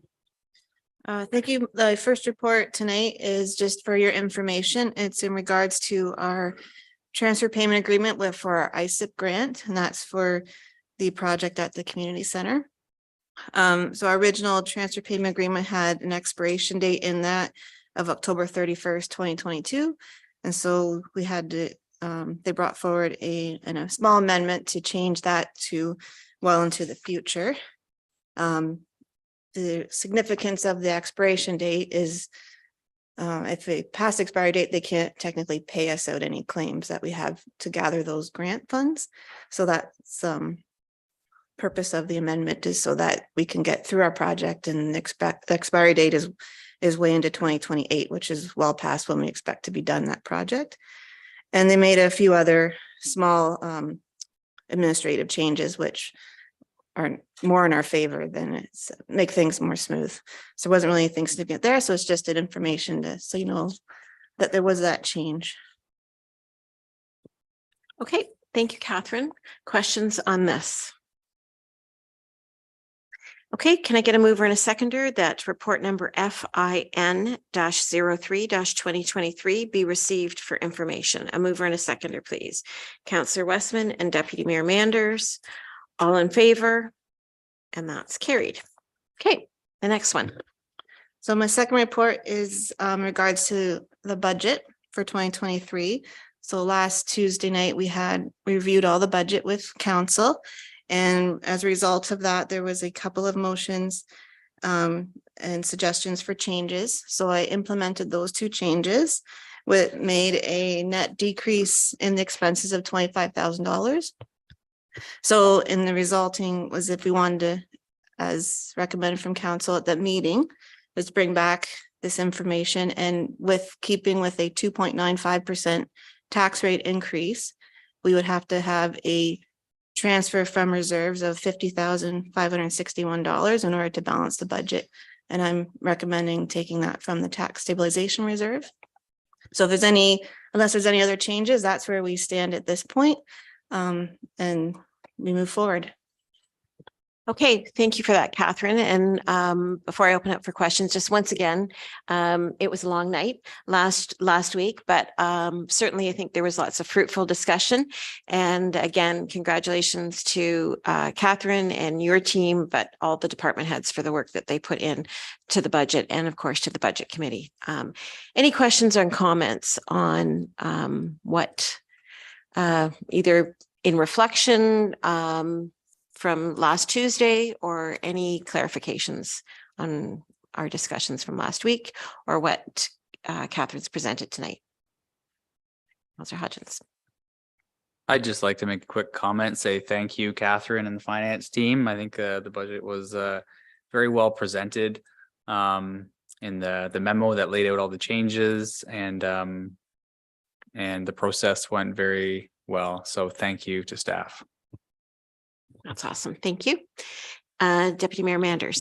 I echo what Councillor Hodgins just said, but also too, I think if, reading the summary pages that Catherine presented with us, and it's amazing the inflation and the expenses, you'd be reading that thinking, is this, is our municipal tax rate going to be literally 8 or 9%? Reading the summary pages, it was obviously is a big testament to our growth we've had in order to only have a 2.95. And again, I think that's a great fund or tax stabilization. I think it's gotten to a point where it was never intent to be that as high as it is. So I think that's good use of the funds. And that's again, I think our growth has really assisted in that only being 2.95. Thank you. Any other comments? So with that, we have a recommended motion in front of us that report number FIN-04-2023 be received for information and that the council of the Township of Lucan Biddulph accepts the draft 2023 budget as presented and amended by the treasurer on January 31st, 2023 with a 2.95% municipal tax rate increase. And further, that the budgeted shortfall of $50,561 be funded with a transfer from the tax rate stabilization reserve. A mover and a seconder for that, please. Deputy Mayor Manders and Councillor Hodgins. All in favor? And that's carried. Did you have anything verbal or anything, Catherine? I just wanted to mention that the interim tax bills went out in the mail and by email yesterday. And the first installment is due at the end of this month. So hopefully everybody's received them. Okay, thank you so much, Catherine. We don't have any planning tonight. So Public Works, Jeff. Thank you, Madam Mayor. I have a couple of, again, this was a meeting that we're giving some updates on 2022. totals. And so my first report is an update memo from BM Ross on our capacity at our wastewater treatment plant in Lucan. For the average daily flows in 2022 were 1,140, and that's 67% of the plant's capacity. If you add in our committed capacity, that means our approved development that we know has been approved. That would add an additional 250 cubic meters per day for a total of 1,390 cubic meters per day. That would bring our plant capacity to 82%. As part of BM Ross's figures, they also include proposals that are in front of the planning department. They're not necessarily been approved, but that they've been flagged and staff have been presented with inquiries about. And so we've had a capacity of unapproved proposals of 174 cubic meters come forward presently. This doesn't mean it's going to happen. It just means that we have to be aware that we've been asked about that capacity.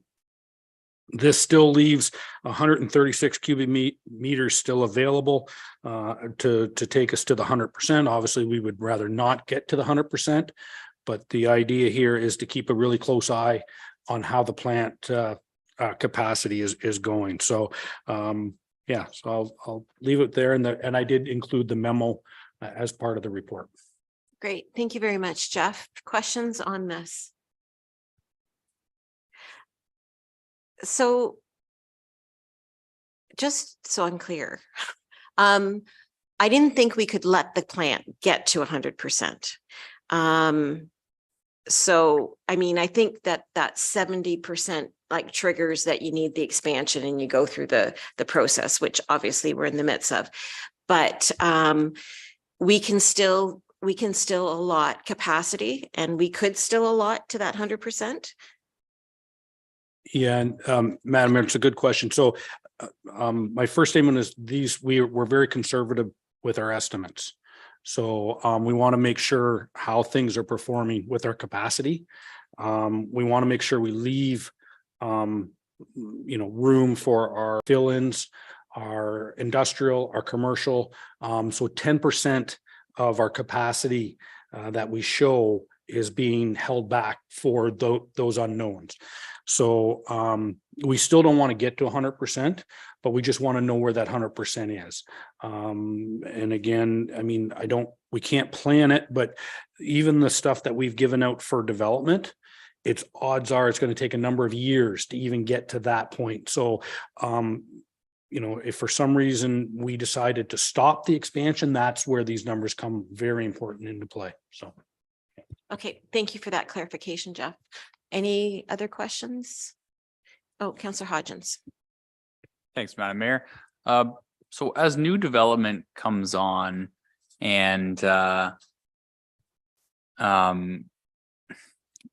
when they get that, I guess, reserve capacity, or when they is it just first come, first serve, basically? Like they come in and then like once they sign an agreement or development agreement or subdivision agreement, is that when they get that capacity like allocated to them, or is there any like process that we have to control how we kind of divvy out the remaining capacity, like for the unapproved planning files? Yep, and through the mayor, yeah, that is a good question. So I'll give you an example. So in the BM Ross report, or the BM memo that you have before you, you'll see in the unapproved section Timber Ridge, and I believe the Kent Street, I believe it's called the I just want to make sure I get the wording right. It is the Timber Ridge. Where is it? Yeah, the Timber Ridge is sitting in here. No, hold on. And also, just bear with me for a second. The Timber Ridge and the Kent Street, it's listed as Kent Street. That came through council at the previous planning meeting. So that now has been approved because it came through the first stage of planning. So even though we had it listed in the memo as unapproved, because at the end of December 31st, so now to the counselor to answer the question, now that those developments have come forward through council and have started the process, they then move up to the approved section, even though there's still a lot of work to do, a lot of engineering. We're not even close to building them. We allocate that capacity because we've triggered the process. We know we know these developments are serious about moving forward, and that's when we trigger that capacity. Okay, yep, thank you. No, it's thanks for the report. It's great information, and it's good that we're, you know, keeping an eye on that capacity and where we stand on a regular basis. So thank you very much. Okay, thank you. Any other questions? If not, then I would ask for a mover and a seconder that report number PW-01-2023 regarding the reserve capacity of the Lucan wastewater treatment plant as of December 31st, 2022 be received for information. A mover and a seconder for that, please. Councillor Westman and Councillor Hodgins, all in favor, and that's carried. Okay, my second report, and again, it's another update from 2022. It is a summary on our green waste and large item cleanup programs. So our green waste program, it basically runs from April until the end of November, and it all depends on the season, how the spring starts and how the winter starts. So it's very that's a very loose dates there. The bins are supplied by Tri Recycling at the current agreement. We have reached out to another supplier. We do ask for a second price. So far, Tri Recycling has been the one that we've used. The two bins are placed at the public workshop in Saintsbury on Saintsbury line and in the park in Granton. In 2021, the Saintsbury line site remained open all through the summer months, because previously we used to close the gates for the midsummer. But in 2021, we kept that site open.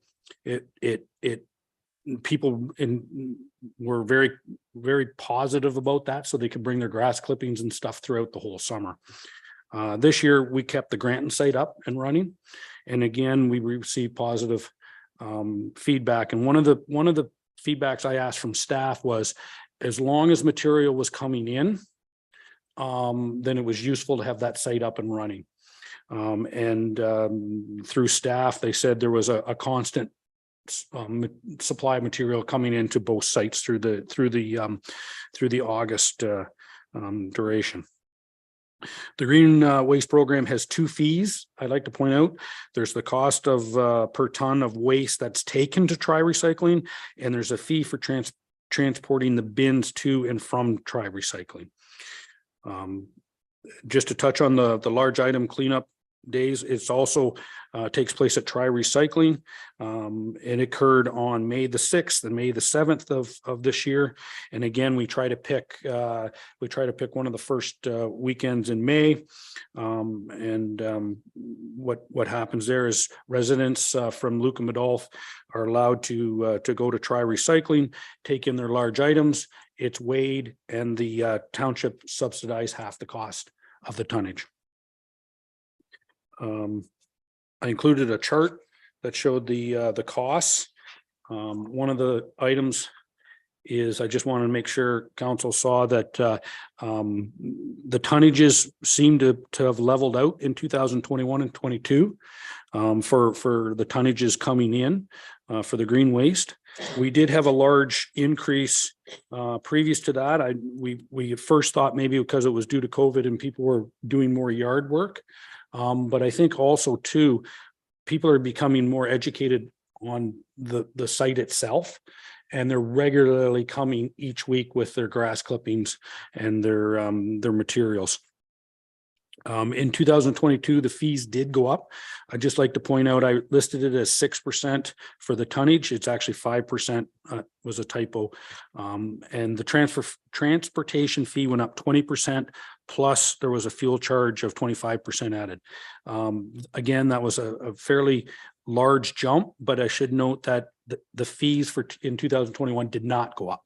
There was absolutely, so technically, 2022 was an increase for 2 years. Excuse me. There has been some indication that landscape businesses have taken advantage of this green waste. I think we've had this discussion in the past. Staff reviewing different options. We want to do some better signage, maybe some better education. Even one of the items we want to do a better job on is people will drop off grass clippings in plastic bags. Well, it takes our staff time to empty the plastic bags and then put the plastic bags in the garbage. If people realize that, if they could just dump their stuff and have take the plastic bags home or use a barrel or that sort of thing, it would go a long way. So I think there's some rooms for improvement. I'm not sure we want to staff at this point. I think we're cost effective in how we run the program. I don't know if we want to staff that at this point in time. Well, and again, in the report, I do point out that the costs here, the recycling costs, we don't track the staff time or the equipment used to load the bins. They are in the operational budget and are covered under that. The large item cleanup program continues to be used. It's a fairly constant program. It hasn't been going up. It hasn't been going down. Seems to be a fairly even intake of materials. The only thing I would point out, and when we talk about the large item cleanup, I do get comments sometimes about having a fall cleanup. Not so much in a different process, but just at a different time of year. Some people like to do their yard cleaner to get rid of stuff pre-fall. I'd also like to point out that as our neighborhoods grow, these programs become very important. The two waste streams can end up on the side of the road or stored in people's backyards. I truly believe these are a great service for everybody in our community. And I recommend continuing the services and have accounted for them in the 2023 budget. Thank you very much for that, Jeff. Questions or comments on this report and chart? Deputy Mayor Manders. No, I'm glad to see that you're talking about having signage up there, just saying it's, Lucan Biddulph residents, taxpayers only. And again, just trying to bring more of that awareness. And then those that are going to dump that aren't, maybe are going to dump, but maybe not dump a second time. Or if someone from Lucan Biddulph is, as people are more aware of this expense, because again, $42,000, 2020, $26,000. We've had some growth, obviously, and within our community. But anyways, I think if people see that, and especially the contractors, if it's happening. But anyways, I think signage and not manning it and trying to educate will be the best for now. Thank you. Any other comments? Councillor Hodgins. Thank you, Madam Mayor. Thanks for the report, Jeff. It's a really good detailed report. Yeah, I guess just further to some Deputy Mayor Manders' comments, like we are seeing the costs ballooning a little bit. So just from previous years, and you noted that there wasn't an increase previously, so maybe it was sort of catching up. But I guess just looking, where this is trending, like is there something that we can do to sort of rein in these costs, or just kind of keep them controlled so we're not potentially going to see more and more increases for future years? Yeah, and through the mayor, and again, I think the first thing is we ought to do is and I know staff on site are keeping an eye on who's dumping. Now, we do try and the service ourselves, we do provide a service that is very flexible. We don't have hours of service. That may be an option, that we have hours of service so that the gates are open during staff time. We might not be manning it, but we could be there. The hard part there is if someone comes home from work or comes on a Saturday, is it closed? But at the same time, that's what we have to weigh. We have to weigh the costs of keeping it open 24 hours a day with someone able to come in at 1 o'clock in the morning and dump material. Or do we put cameras up, and then are we trying to investigate people that are dumping? It starts to snowball, and how much do we spend? And again, that's open for discussion. I don't think it's something that we just right now, I think we keep it on the table. And the other thing, the one other item I would touch on is the transportation costs play a large portion of the expense. And I would look at other municipalities have taken that on themselves. And would that be an option that we could work with Tri Recycling and transport the materials to Tri ourselves? There would still be a cost, there'd be a fuel cost, there would be equipment costs, but that may be a way of saving something there. So I think, and I don't want to get ahead of myself, but when we start to look at our next snowplow, there is the ability to order a snowplow that could do this service. The snowplow costs more. So we have to weigh the cost of the snowplow or the equipment to able to do this service. So, but I know Middlesex Center, for instance, they do all their own transportation of materials. So that is an option. Okay, I think it's great that, we're looking at those options. And I was wondering, like, looking at the bin charges, like that, I guess that includes the transportation as well. But I guess maybe looking at, is it worth it? Do we just buy our own bin? Or do we, look at different options, like maybe stockpiling the material on our site and then just having like some sort of transportation service come in, we load it up and take it out. That way we're not paying the significant costs, I guess, to have the bin sit there for a long time. But I guess, sounds like you're certainly looking at those, and that sounds good. This green waste, when it goes to Tri Recycling, is this going to a landfill, or is it do we know where exactly this material is going there? And through the mayor. So I haven't, I have been on site and I have done a tour of Tri Recycling in the past. I'm certainly, it's been a number of years since I've been there. I've actually haven't been probably in 5 years been through Tri Recycling. But prior to that, in my experience with Tri, that is they compost it.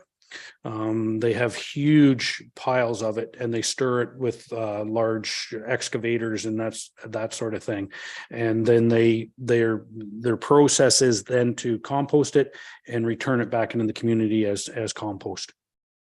Okay, great. Yeah, I was thinking, we hear about the landfills filling up and that being an issue. And I don't know if there's other options. Like, it is just, it's brush and natural material. So I don't know if there's other options for keeping it like within our township, or just, it can just sit. It's not hurting the environment necessarily, maybe. But I know Tri is a very like professional outfit there, and I'm sure it's not going to a landfill. And then I was just going to add a comment. You mentioned like looking at, as far as cracking down on the landscaping companies or the businesses that are maybe overusing the service. Wondering like if there's the education component, but do we have to maybe take another approach, like having security cameras there just to know who may be doing this, or if we do know who's doing this, how can we sort of, crack down on that to prevent that in the future. And I guess the last comment is just with the spring cleanup. That's the large item where people can take their material to Tri Recycling. I guess just like noticing that the costs aren't significant. I'm wondering if we have had in the past, or if we would consider having something in the future to provide the transportation services for people getting that material to that facility. Just noting that there's probably a lot of people that don't have access to a vehicle or a pickup truck, and maybe that's something we could look at potentially expanding for a fee that service. So thanks. So that's a really good question. There's a lot of information associated with that question. And one of them is, I think, Lucan Biddulph, before I came, and I was with another municipality, that we did have our own large cleanup days on site. They were a little bit costly because of the manpower. You're handling the material twice, and generally it was either going to a Tri Recycling or another company anyways. So a lot of municipalities kind of eliminated the middleman and said, let's get it right to the company that handles the waste itself, and it saves money. Having said that, we could have our own large cleanup days, but it would be it would add something to the cost of it. But, you know, and again, this is something that there's a lot of information here, but for instance, you know, as we grow, we have a green waste program. Do we want a recycling program? Do we want to provide a bin that's on site that garbage can be put in for a fee? And then, but you're into developing a transfer station. And lots of municipalities have transfer stations. You have to go through an environmental process to get a license for it. And as you grow and as we grow, it's certainly an option to look into. But again, it comes with a cost. You have to start manning it. You know, there's a number of things that are involved with it. So it's certainly available. I think it would, before anything we would move forward with, we'd have to look into it with some detail. Okay, thank you very much. Okay, any other questions or comments? Just on that, Jeff, because I remember the large cleanup days, and certainly that was an exciting weekend. There was lots going on, that's for sure. But you know, we got away from that and then offered the subsidized spring cleaning. And obviously that program, when you compare the cost of the large cleanup days and what we're paying now for the subsidization, the cost is considerably different. To Councillor Hodgins' point, you know, the spring cleanup, the green waste, there has been significant increase in that cost. And maybe this is something to come back with, because I don't expect you to have that, but it would be interesting to remind us of what the cost of the green waste program and the large cleanup days were costing us back in, I guess maybe probably the last time we did it would have been about 2015, 2014, somewhere around there. That might be interesting to see what that cost was. And I don't believe, I shouldn't say that. I don't think it was 40,000, but I don't know, it might have been, but it was up there. So you know, have we just essentially traded one cost for another, which would be just good information to have at some point. So, okay. Okay, with that, if there aren't any other questions, then I would ask for a mover and a seconder that report number PW-02-2023 regarding a summary of the green waste program and large item cleanup be received for information. A mover and a seconder, please. Deputy Mayor Manders and Councillor Hodgins, all in favor, and that's carried. Did you have anything verbal, Jeff? Madam Mayor, I do have one item, and I've been approached by Chief DeBrouwer, and I did talk to John Elston from the county. And one of the items, and Perth County has gone to these 911 signs. And I just wanted to show council. The idea here is in a case of emergency, a lot of the times the calls are coming into the 911 and they can find out the 911 number. But a lot of times during the emergency, they forget what street they're on or where they are. As funny as that sounds, it's true. I'm as a volunteer fireman, I've been to calls where they're not sure if they're on McGuire or Van Eck or Corsi or just where they are. All they know is they're in trouble. So Perth County has implemented this through the whole county, and Ron DeBrouwer has asked us if we could start this program here. It costs about $3 more a sign. The county can still do it. John Elston is working with all the other municipalities and the county itself at looking at implementing these signs. I'm not talking about going backwards. I'm just talking about going forward. So if there was a new severance or a replacement sign, we would ask the people to supply this as the 911 sign. I'm not even, a lot of times this is what we need more in the rural area rather than in the urban area. I think, if we are in the village of Lucan, most people would know close to where they are, but this is more about the rural area. So I just wanted council's input on that. We certainly, I'm not, whatever said tonight isn't the final decision, but Chief Bedrower wanted me to bring forward. Great. Thank you for that, Chuck. Living in the rural area, I know that, and I mean, I've seen the signs in Perth County for sure. I know that it's a huge advantage to have the road name, because even if you drive by an accident, you may not know what road you're on if you're not from that area, right? Yeah. Comment or question, anybody else? No. Yeah. So just keep us posted, I guess, as that gets unrolled. Okay, actually, I did have a question for you, Jeff, if you don't mind. And it goes back to the budget discussion when we were talking about some of the traffic calming that you were looking at. And we didn't budget for any road signs, and I think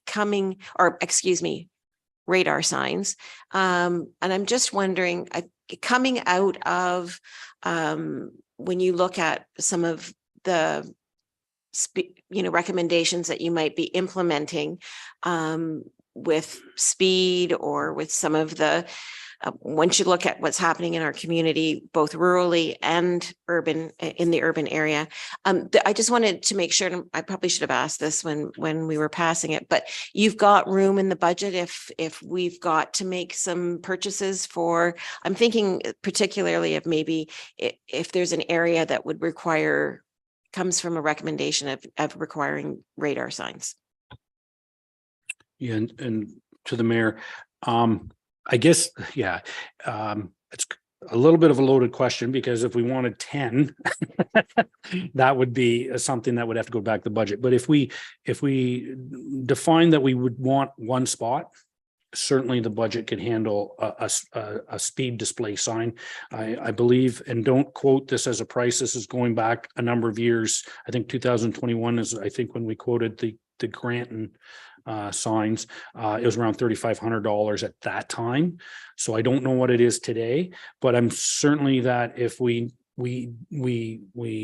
saw that there was a prime spot for a sign, the present budget could handle that. And if we thought that we needed more, then we can just change our direction on what we're doing. Because I did put some money in for improvement on some other areas.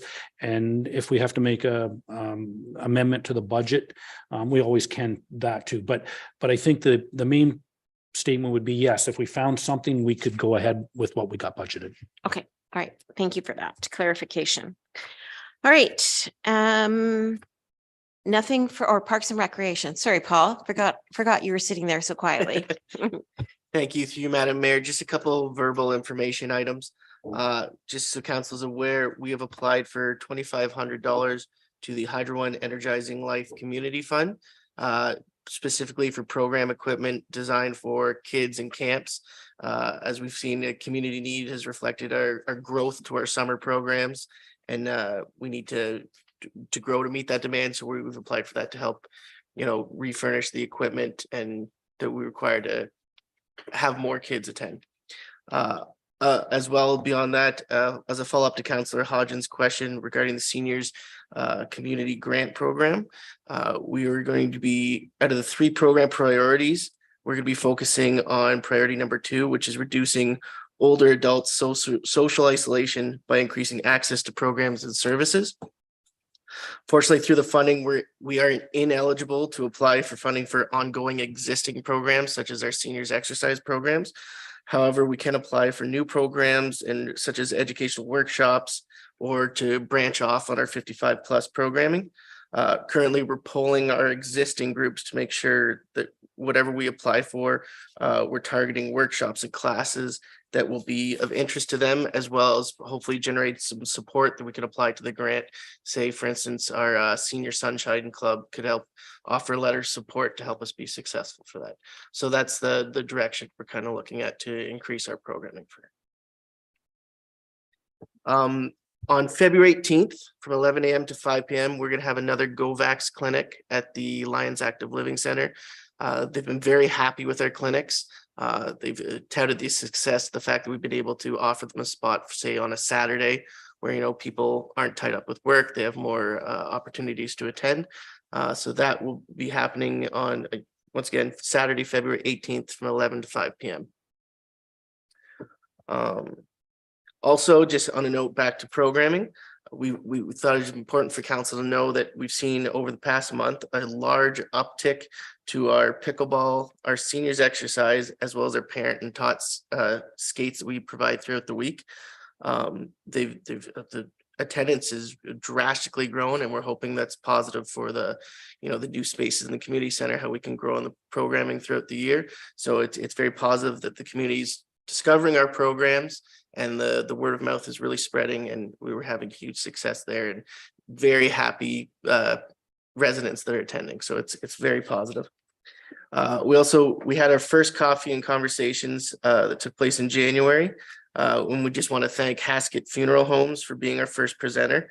And the next presentation in February will be Kelly Nixon from the Lucan BMO. These take place the last Tuesday of each month at 10 a.m. in the Lions Active Living Center. And then just one more final update. February 10th, just a reminder, and this is for anyone watching, the summer positions will be closing for their posting. We've had very positive response so far and regarding summer staffing. So it's very good news story to know. Excellent, excellent. Questions or anything for Paul on that? Okay. All right. Thank you for that, Paul. And no economic development. Councillor comments. Councillor Hodgins.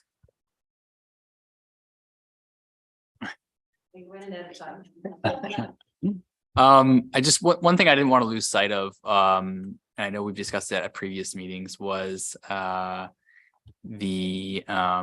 report back to council on Summerfest, and just I guess the financial report on how things ended up. I think we saw some numbers there through our budgeting process on the 2022 actuals, but just didn't want to lose sight of that one. I don't think we have it in our deferred items or business arising, sorry. So do we have any update on that, or do we have an approximate date on when that would be coming back to council? Noting that there was some invoicing still being required to be done. I believe that report is still forthcoming, so next should be the first meeting in March. Okay, thank you. Any other councillor comments? Just had one question, and maybe, I don't know whether this is for Paul or for Ron. But earlier this year, we had talked about expanding our visibility that we are an R-zone community, and putting up the signage and, you know, making our community aware that it's not just the Arena and Community Center that is R-zone approved, but it's also this building. And I'm just wondering if we could, if anything special had to be done to get signage up here. But I think it would be important that the community understands that it's all of our facilities that are R-zone approved. And maybe again, we look at some social media education on that. To answer that question, I think we can simply, I don't think we're reinventing the wheel. I think there's probably posters out there that we can get our hands on and get whether they're formally framed and put up on the wall here or whatever, but we can certainly look after that. I would appreciate that, and I think our staff would appreciate that as well. Okay, if there aren't any other counselor comments, I don't believe there's any changes to budget, any notices of motion. Then I'll move into our motions. We have no motions for accounts paid this week, but our first motion is that the Council of the Township of Lucan Biddulph authorize Daniel Regan, Alex Westman, Jaden Hodgins, and Ron Raymer to attend the AMO conference in London, Ontario on August 20th to 23rd, 2023 at a registration cost of $820 plus HST. A mover and a seconder for that, please. Councillor Westman and Deputy Mayor Manders, all in favor? And that's carried. The next motion in front of us is that the Council of the Township of Lucan Biddulph authorize Tina Murner to attend the AMCTO conference in Niagara Falls on June 11th to 14th, 2023 at a registration cost of $809 plus HST. A mover and a seconder for that, please. Councillor Hodgins and Deputy Mayor Manders, all in favor? And that's carried. That the Council of the Township of Lucan Biddulph authorized Daniel Regan to attend the OSAM conference in Paris, Ontario on April 24th to 26th, 2023 at a registration cost of $550 plus HST. A mover and a seconder for that, please. Councillor Westman and Deputy Mayor Manders, all in favor? And that's carried.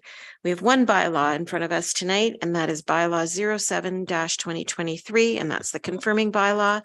So that if no one cares to speak to bylaw 07-2023 on its first, second, and third reading, that it be considered to have been read a first time and passed, read a second time and passed, and read a third time and passed. A mover and a seconder for that, please. Councillor Hodgins and Deputy Mayor Manders, all in favor? And that's carried. And resolved that the council meeting be adjourned at 8:26 p.m. A mover and a seconder, Councillor Westman and Councillor Hodgins, all in favor?